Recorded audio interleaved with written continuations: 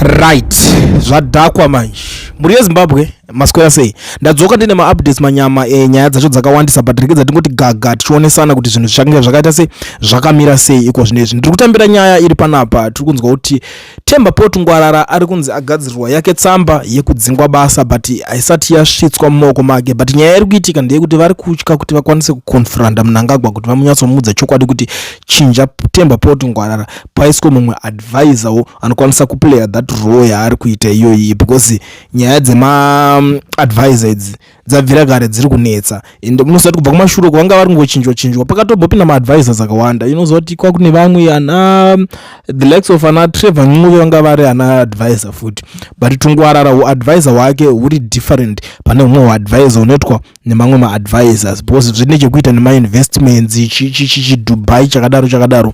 So zvinhu zvekuti zvaita zvadzoka zvoita musiyano. Dambudziko roitika pano nderekuti Tagwirei okanganiswa maambitions ake ekuda kuzoitawo president weZimbabwe Tungwarara. Zvinova zvinhu zvakonzeresa kuti ate gang up, team up nevapfana vechidiki mayouth emusangano kuti vadonedze Tungwarara vabva vada kubva vamunyararidza zvamuchose. Kumashure uko dzakanetsa nyaya idzi pakanzi Tagwirei ameno ndiye anga atotangana naTungwarara, then Tungwarara ndobva atanga kubudikira achibomba munhu kuma rallies ake aita kusvika vatosvika pa the extent yekuti akatomiswa kunzi haachafanirwe kuita magatherings aanga ari kuita kwaMutare kuteachers college. Mutare teachers college aita maempowerment wati aita akanzi haachatombomira kumaita because of nyaya idzodzi zvinzanzi muri kutukana muri kuzoita sei. Ana Munyaradzi Machacha bva zvimisa zvinhu zvacho vakatiraya kuzvidirira jeche. Nyaya hondo yava yakatangira panyaya Central Committee kuti iye ndiye akada kutopinda muCentral Committee, but Tagwirei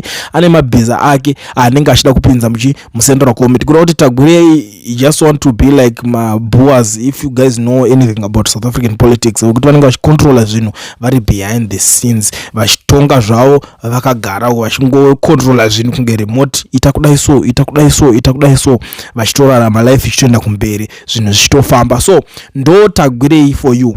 But zvinhu zvozochinja manje nekuti vakomana vechidiki varinoya vari skillful different, vakafunga kuti vakumbirirana ruregerero after everything vataurirana vaita sei vagara pasi vakanzwisisana. But izvezvi Tagwirei aratidza mamwe matrue colors ake kuti haafa akaregerera munhu anenge akamutadzira kumashure. Zvekuenda kuchurch forget about it, iskirire chibogus rekuda kuswera kubhaizira vanhu. Iwe wakatarisa Tagwirei, do you think kuti Tagwirei adye poko? Munozvifunga kuti adye poko? Wega unongotozvipindura wega ukatarisa face yayo ndio face yemunhu asingadyi iye pachake chacho ndinototi ipoko yakanyorwa kumeso iyi. So panapa paita dambudziko riripo iri, dare ragarwa structures ese vese vaita team up gang up kuti uya adzingwe basa, but handepa kuti uchinoudzira Mnangagwa kuti chidzinga munhu basa. Yes, nyaya dzinenge dzichisvika une intelligence kuti vanhu vari kuti Tungwarara ngaadzingwe basa ngaabve ipapo, but ndiani ari kuzokwanisa kusomoka achitaura kuti Tungwarara chitobva nhasi chaichai ndopadzoka pangosarira nyaya yacho diki. But vamwe vese vanoenda try kuenda nemakunga nemakuwa chinji dzasvika nyaya, but kuti vachienda kunokonfranda munhu kuti mukuru uyu munhu ngaachidzingwa basa ndo nyaya dzadzoka dzonetsa. So panapa vakuchichinja style, vakamboda kutry kushandisa skillful irori kuna Chivayo, but Chivayo akabva angochinja brain akati inini ndongotamba iri kurira because I'm supporting the president. Nyaya iripo ndeyekuti Tagwirei haasi kuda kuona munhu anosapota Mnangagwa zviri loyal, because iye Tagwirei ane maambitions ake ekuti ndiye ada kuita the next president. Topadzoka ponetsera nyaya yacho, but I'm telling you pari kupisa pachanetsa manje. Right, nyaya yapo izvezvi ndeyekudai so the ruling ZANU-PF has said no to donations from individuals who do not follow party processes. This follows internal fissures within the party over donations of vehicles and cash by individual businessmen associated with the party. The donations have served different purposes, most of them personal, and the party is not happy. Director of Information Farai Marapira says that donations associated with President Emmerson Mnangagwa or the party fall under its internal structures rather than private philanthropy, which acknowledging that concern raised by its youth over such donations are illegitimate and should be considered by the party leadership. Marapira said ZANU-PF's concern was not with philanthropy itself, but with donations publicly linked to the president or the party. I believe the issue is not about the individuals choose to do through their philanthropy for the betterment of their fellow citizens. Where we have concern is when donations are connected to president or to the party. ZANU-PF has its own structures, procedures, and mechanisms through which such matters are handled and managed. He said the party did not regulate charitable giving undertaken outside its structures. The party cannot regulate an individual's philanthropy outside its structures. People give each other money every day. People make donations to one another every day. People lend each other money every day. This is part of normal human society behavior. However, he said donations publicly associated with President Mnangagwa or ZANU-PF become matters for party oversight. When donations are associated with His Excellency the President or with the party at large, then of course the party has responsibility to address these matters. The comment follows public concern raised by members of the ZANU-PF Youth League over donations associated with the president or the party and whether such gestures should be channeled through established party structures. Marapira said those concerned have been recognized by the leadership.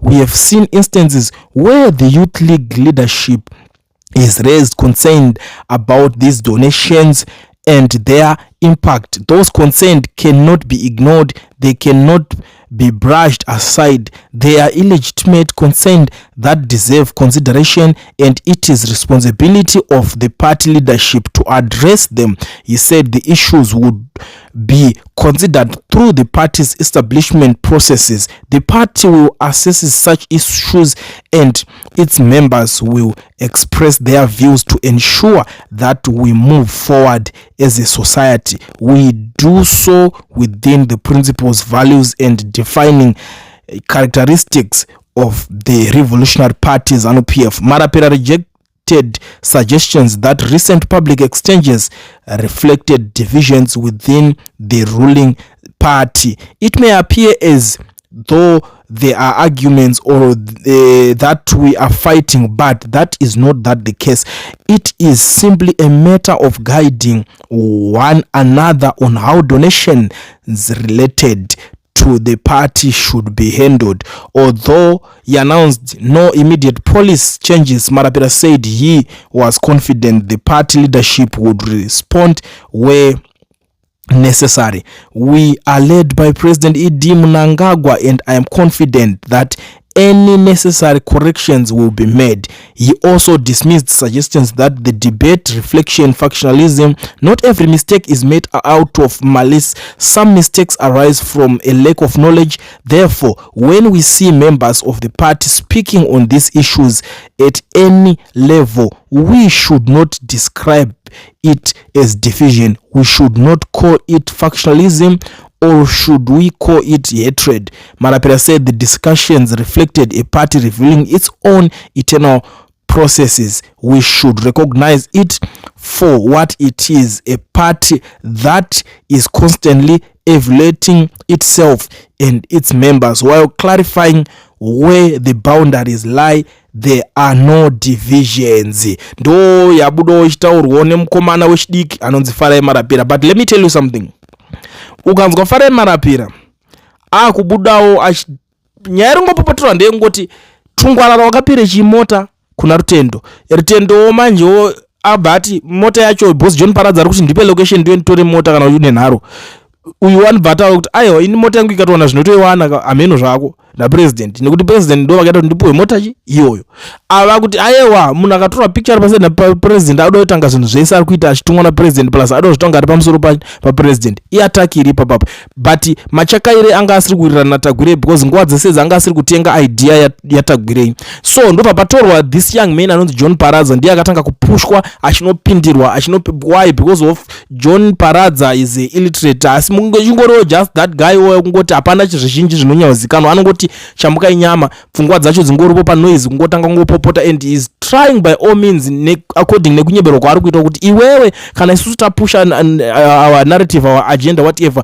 ndiwo change uri youth leader ndiwo change uri padenga saka hasha dzake dzinobva dzatanga kusumuka obva atoona kunge machakaire ari kutadza basa but machakaire ari kuita zvinhu zvaanonzwisisa zvaanozivawo nezvinhu zvine uchenjeriwo zvine hungwaru at the end of the day because hapana zvimwe zvekuti uri murume mukuru haungotange kungonopindira kana zvimafaiti zvese zvese unofanira kuratidza leadership and ana machakaire vanhu kuti vanogara vari kuoffice kwaED saka machakaire haawirirana naTagwirei but because of the pressure yaakubuda manje that's why unoona machakaire ainetsana naTemba Mliswa anoshandira futi Tagwirei anenge atoningirikina vakupusha narrative kuti ngatiise uyu pakona vamisa pakona John Paradza ndiye anenge ati akusimbiswa saka pakabva ngoona kuti because of pressure toita sei pari kutaurwa futi mafacts at the end of the day obva ngoti inini ndiri kubvumirana nezvokutaura John Paradza zvacho izvozvo zvokuti hakuna munhu anofanira kupiwa chinhu nekuti aita se atogirira president ndo pakanodzoka poitika nyaya yacho because havanga vakufunga kuti machakaire ari kusaidi kwaTungwarara but Tungwarara ari mune league rake ega havamunzwisise havazivi kuti akabva nekupi zvivindi ari kuzviwana kupi because havangofunga kuti since vane cash but havasi kunyatsoisa cash chapo panenge fanonge ichiiswa this guy Tagwirei is busy investing in structures ndo vaari kutenga because ari kuziva kuti pa2027 congress ari kuda unosvika achiwana backup but backup inobva mumastructures haibve kumamusicians haibve kumapostori for ED kumachinchi because when it comes to popularity Chivhayo atopopular kutodarika Tagwirei zvekuti kana vakatonzi vamisidzana izvezvi so panotanga kutonetsa kunzi pavotorwa ndiana data president Chivhayo ato better than Tagwirei because Chivhayo is not that greedy, is not stingy, anongobudisa mari at any given time achingoti guys all right ndisozvo but kuna Tagwirei it's a different topic anotokupa kana atoona kuti iwo ane chaachawana kubva kwauri otomeka sure kuti atova convinced nazvo manje Chivhayo ana basa kuti ane chaaroda kuwana kana kuita sei kana akangofara akangosekerera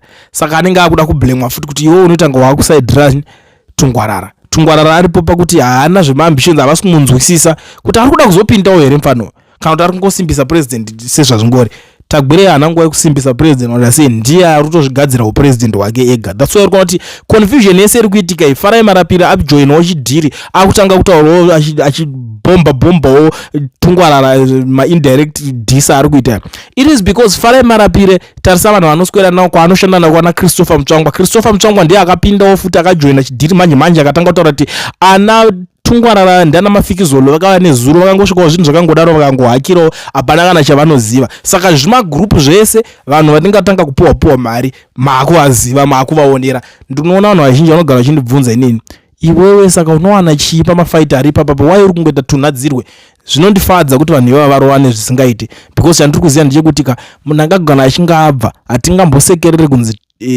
Tagwirei apinde kuita president akabva kupi do you know Tagwirei imi kana maambitions ake munowaziva ko mahectares aakapa mwana wake kuHarare muri kumaziva kuti manga ane land iwo ne land muHarare iwo une stand iwo saka that kind of greediness atitoide fuel iri kudhura ndo vanhu vacho nemapowers ekuti angakwanisa ngochidzikisa chifuel chayo kuti fuel ngaite mari yakati ngaidzokere $60 $50 kana or even $70 but iri kuramba yakakwira why because he is making money out of it ndokunotobva mari yake zhinji and then iwo uripo ngoti tushka wakangomira ngoti guys akomana saka iwo unozowana chipa zviri Tagwirei akaregedza kupinda ndinofara zvisingaiti kuti azoziva kuti aiwa haisi mari nokuti zvinhu zvese zvingokwanisa kunge zvichibudirira pfungwa iyoyo ikachinja kuvanhu zvinhu zvese zvinoenda paposition haungati comrades nzara yapera nzara ipi yapera people are suffering kuzvipatira hakuna mushonga vanhu vari jobless economy iri kunetsa maprice ezvinhu zviri kudhura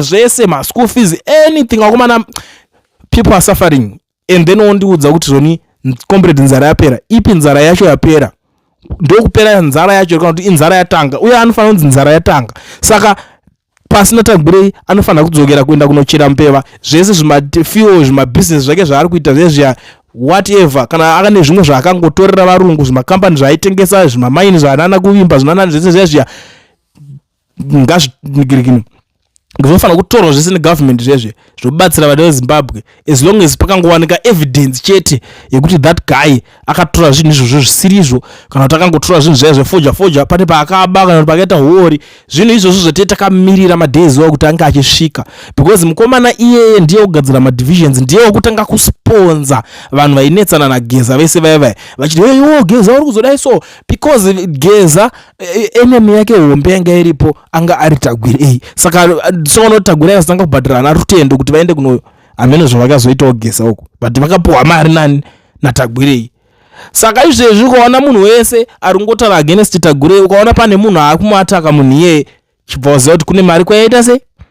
Hamungazokudziye zvese vanhu vakuru. I think zvizhinji tinozoonesana tichizotaurirana. Inini hangu ndangoti idzi nyaya idzi kaidzi ngatingoudzana izve, so kuti nyaya iripo pari kunzi Tungwarara atodzingwa basa, dzagadzirwa nyaya dzake, asi tsamba isati yasvika kwaari ndo zvapo kwese kumasaidi kwese vapedza. Vakuda kungoita zviya zvekupusha ziwave, ngabve